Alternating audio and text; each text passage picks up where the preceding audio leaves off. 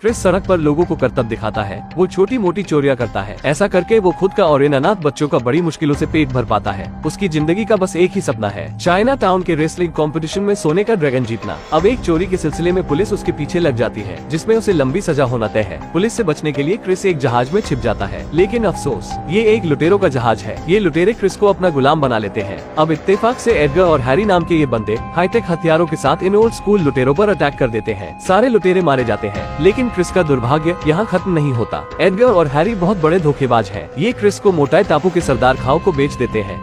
तो हर बढ़िया बंदोबस्त करके आते हैं।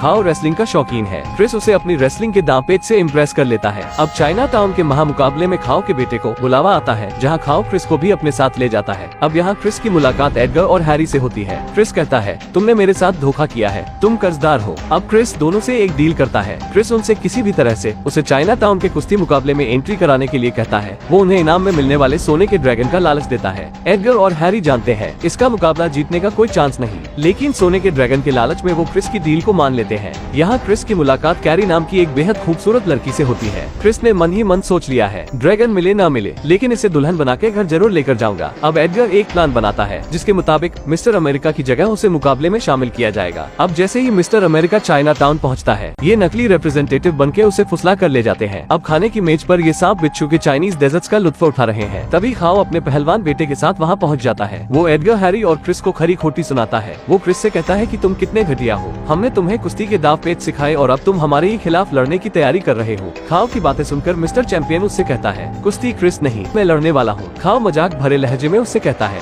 तुम पहलवान हो क्या?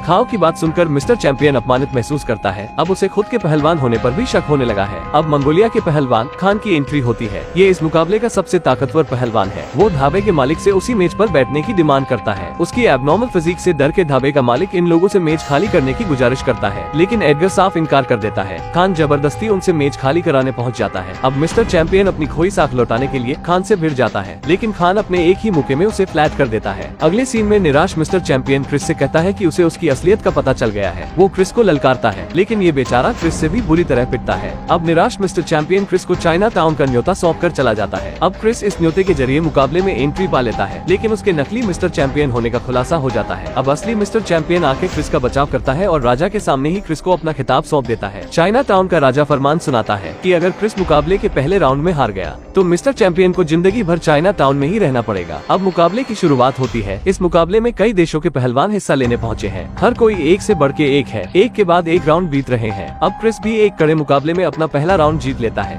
जिसकी सबसे ज्यादा खुशी मिस्टर चैंपियन को है। उधर मंगोलिया का पहलवान खान हर मुकाबले में अपने प्रतिद्वंदी को मौत के घाट उतार रहा है। अब वो एक मुकाबले में खाओ के बेटे की भी जीतने के बाद बेरहमी से जान ले लेता है। क्रिस खान के पास जाकर उससे प्रतिशोध लेने की कसम खाता है। अगले मुकाबले में भी खान जापान के सूमो पहलवान को मौत की नींद सुला देता है। वास्तव में ये इंसान की खाल में एक हैवान से कम नहीं है। उधर एडगर और हैरी एक हॉट एयर बैलून की हेल्प से सोने के ड्रैगन को चुराने की कोशिश कर रहे हैं, लेकिन चाइना टाउन का सिक्योरिटी सिस्टम इतना भी कमजोर नहीं है जितना इन्हें लगता है। वो इनके प्लान की हवा निकाल देते हैं। अब इन ठग बंधुओं को जेल में डाल दिया जाता है। अगले दिन राजा के सामने पेशी में क्रिस ये गुजारिश करता है कि अगर वो मुकाबले में जीत जाता है तो वो सोने का ड्रैगन नहीं लेगा, लेकिन बदले में आप प्लीज मेरे इन कमीने दोस्तों को छोड़ देना। क्रिस की शर्त को मंजूर कर लिया जाता है। अब फाइनल मुकाबले में क्रिस की खान से भिड़ंत होती है। मुकाबले में खान क्रिस पर भारी पड़ रहा है, लेकिन क्रिस भी खान को अपनी ताकत का एहसास दिलाने में पीछे नहीं है। ये मुकाबले की सबसे लंबी लड़ाई साबित हो रही है। खान क्रिस को रिंग के बाहर फेंक देता है और इसे अब एक ओपन फाइट में परिवर्तित कर दिया गया है। दोनों लड़ते लड़ते बाहर आ जाते हैं। अब बाजी पलट गई है। क्रिस के रेसलिंग स्किल्स अब खान पर भारी पड़ रहे हैं। उधर जेल में बंद एडगर और हैरी क्रिस के जीतने की लगातार दुआएं कर रहे हैं। एक लंबी लड़ाई के बाद क्रिस के ये आखिरी पंचेस खान को ऐसी पटकनी देते हैं कि खान दोबारा से उठ नहीं पाता। अब क्रिस को चाइना टाउन के सर्वश्रेष्ठ पहलवान की उपाधि दी जाती है, लेकिन वादे के मुताबिक सोने के ड्रैगन की जगह एडगर और हैरी को रिहा कर दिया जाता है। कहानी के अंत में हम देखते हैं एडगर और हैरी अपने पुराने काम धंधों में लग गए हैं। इधर क्रिस कैरी को साथ लेकर कहीं सुकून की जिंदगी जीने निकल जाता है।